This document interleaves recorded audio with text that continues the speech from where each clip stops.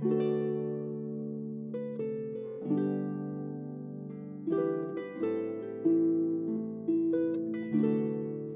Beatles were a major influence on my musical education, so I really enjoyed creating this book of harp arrangements of their music.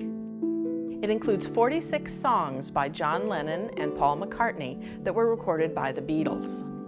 13 of the pieces have 2 or 3 arrangements, often in different keys, to accommodate different harps and tunings.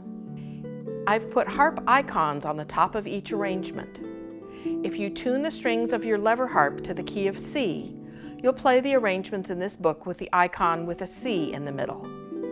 If you tune your lever harp to 3 flats, you'll play the arrangements with the icon with a flat in the middle. Pedal harpists will sometimes have a separate arrangement of their own, or they can choose between the other arrangements. But most of the pieces have just one arrangement that will work for any type of harp.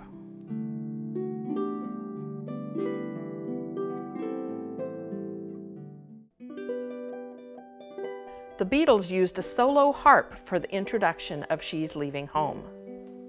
Some of the pieces in this book can be played by advanced beginners, but most of them are for intermediate to advanced players due to the number of sharping lever changes within the pieces. To help lever harp players decide which pieces to start with, the introduction includes lists of 11 songs with no sharping lever changes and 9 with just a few lever changes. Sharping levers are indicated in words between the staves, and pedal markings are written below the bass staff. Fingerings are included, as well as chord symbols. The lyrics are written at the bottom of the pages or at the end of the book.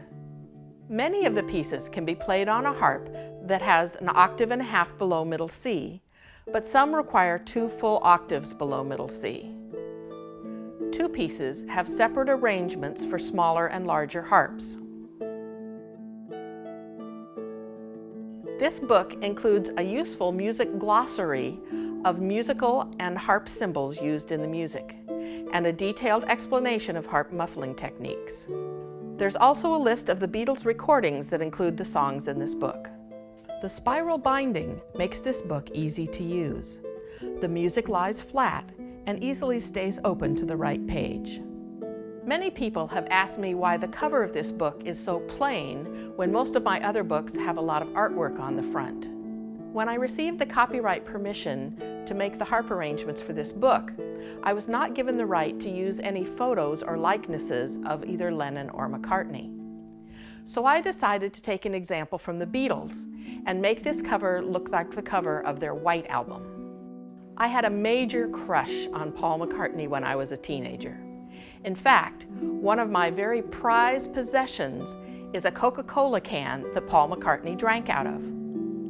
My brother happened to be in a recording studio right after a session with Paul McCartney and saw him drink a Coke and throw the can in the trash can. My brother rescued the Coke can, had it mounted on a plaque, and gave it to me for Christmas. Just think, Paul McCartney's lips touched this can. I hope you enjoy playing this timeless music from Lennon and McCartney.